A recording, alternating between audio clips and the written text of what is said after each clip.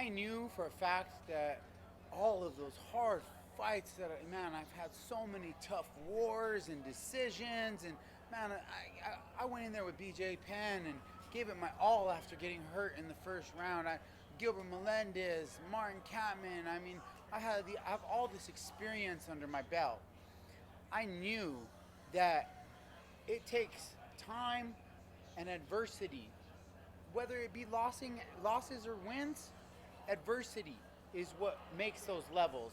And Mickey Gall, he ate his own words because when CM Punk came into the game, he told CM Punk, he said, CM, there's levels to this game. You can't fight those levels.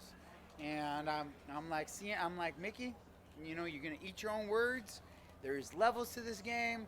Diego Sanchez is up here. You're down here. I was expecting a finish. I was expecting a first round finish, but the first round didn't play out the way I anticipated it to.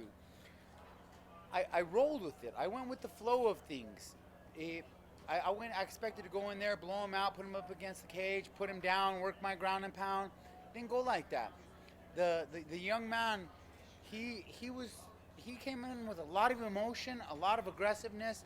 He wanted to use all that striking work that he had put in with Joe Schilling, putting in all that hard work. And when he got in there, he hit me with one punch. Well, he hit me with one punch where it was like, ugh, like it was. I seen it on his face. It looked like he was lifting weights. It looked like if he was lifting a hard, heavy weight, like like pushing.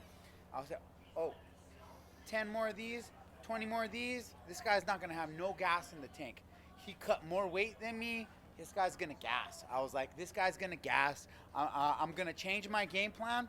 I'm gonna play a little bit of rope-a-dope because I felt good with the movement and the blocking and the moving.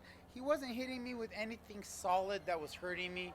And Diego Sanchez at 170 is twice as durable as the dried out, unrested, unfocused Diego Sanchez at lightweight.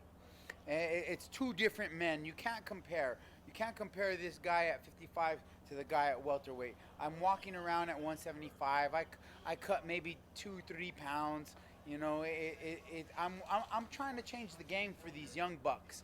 I want to show them that you can be a champion, not cutting weight, not killing yourself. That you can be a better fighter, going in there healthy. Because your life is on the line. Your brain health is on the line. And these kids don't realize that, we don't get to do IVs like the old school days.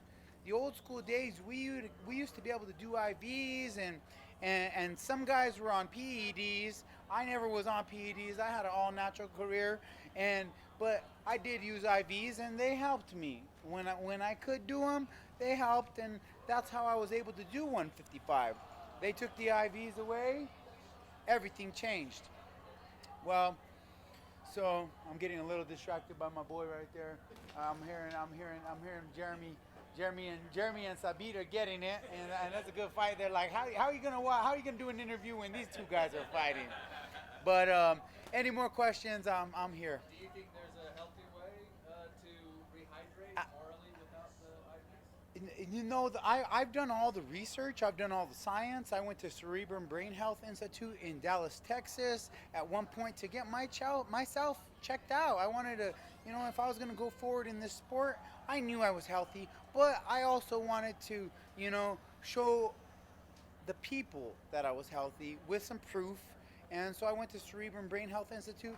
They told me it takes 72 hours to recover from that massive of a dehydration, and that your brain is still not rehydrated. I've heard some rumors that some guys still are using IVs. That's the rumors that I've heard. That's breaking the rules, and I'm not gonna risk my career and my job to get that edge. I'm gonna be the guy that says, you know what? Screw this. I'm going up to 170. I'm fighting at my natural weight. I can do this. This is 2 wins in a row. 2 Goliaths fell to the David, and I'm telling you, 2019 is my year. I still have the same dream, the same vision, and it's only become more focused. It's it's only become more realistic to me. My dream is to be the UFC welterweight champion, and I will continue to be that guy that no matter if the rest of the world doesn't believe in me, I believe in me.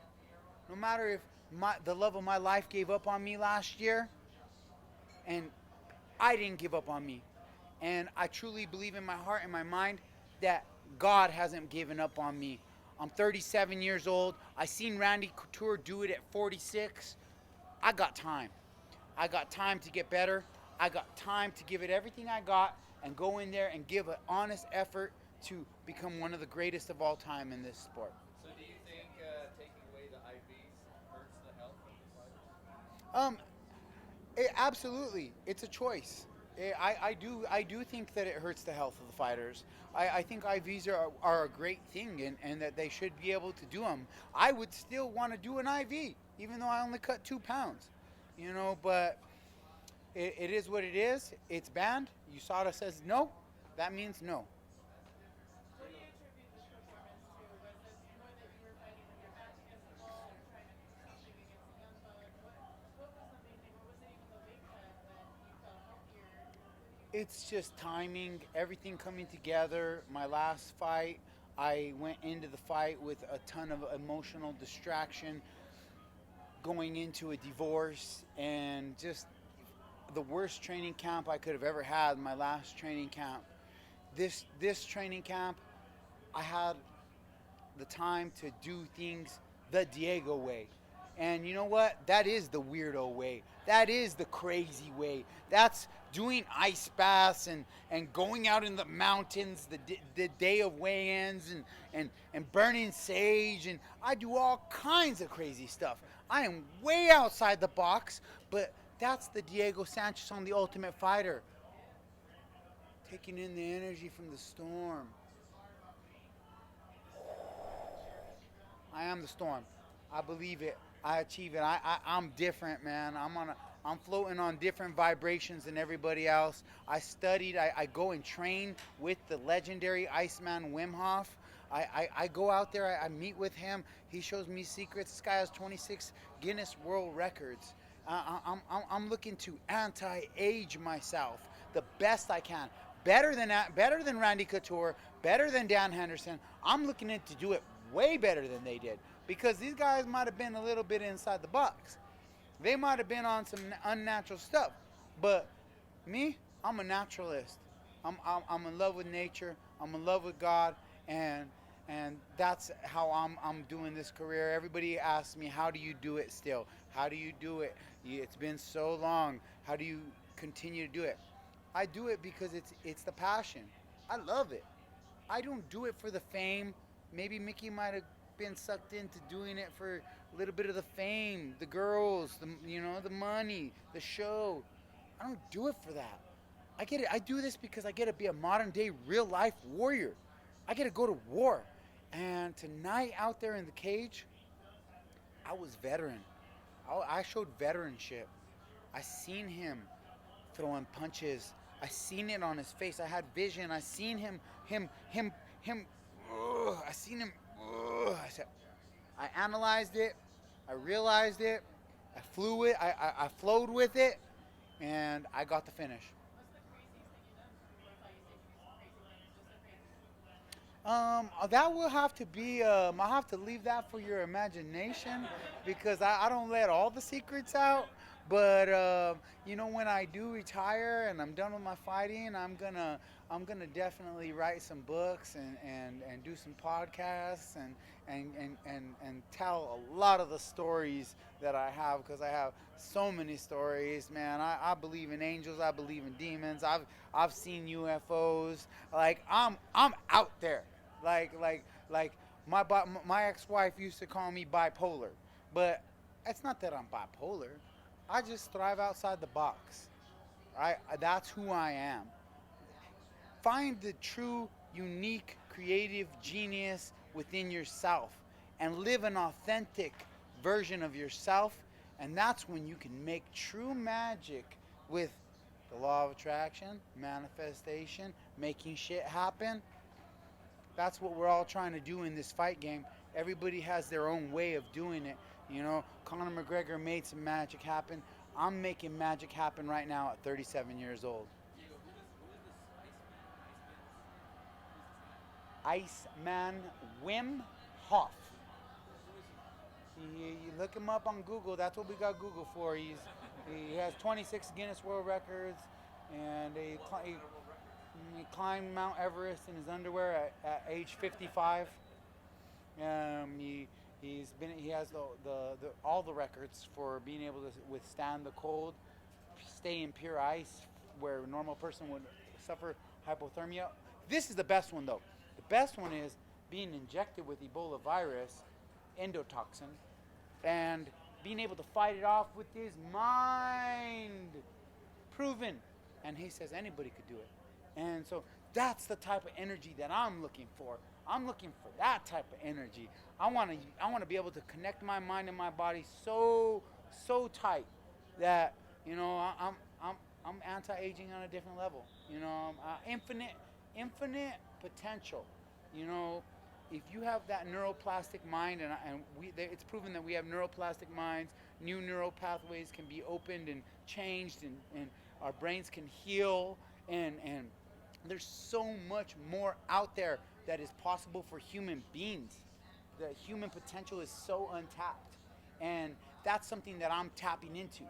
I'm tapping into it, you know, because they want the world all on drugs and believing that you're old when you're not old. They want you believing that so you can check out. You know, that ain't me, and I'm not gonna live by the standards of anybody else because I'm Diego Sanchez. I'm not anybody else, and I'm special, and I'm unique, and I'm living authentic to my weirdness because I love being weirdo Diego. Diego, you went through a divorce. It's a tough thing for anybody to go through, and fighting is a very mental game. What is one of the techniques you use to get past that? You know, getting through emotional distraction is survival. You know, for me, I'm fighting, I'm training. When I'm doing my work in the gym, when I'm doing my work on the mountain, I'm fighting every day. Every day's a fight. Life is a fight. Life's gonna hit you life's gonna hit you and hit you.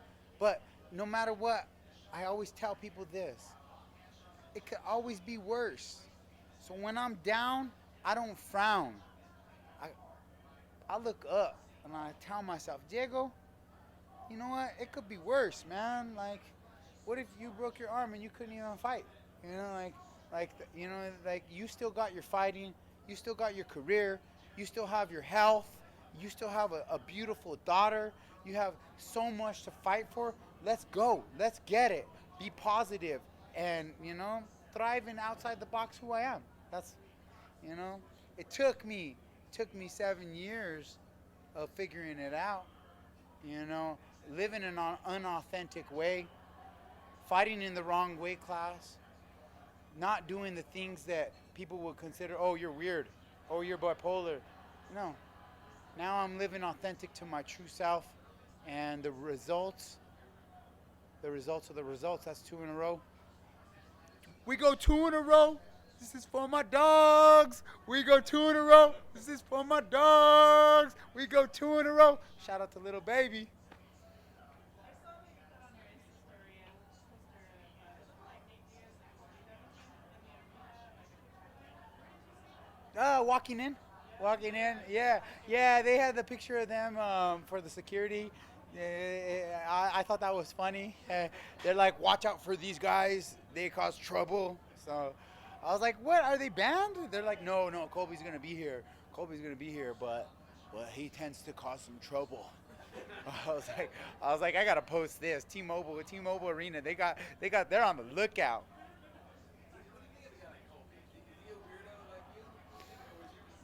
No, Kobe is just different. He's being unique to his true self, and I think he's also still finding himself.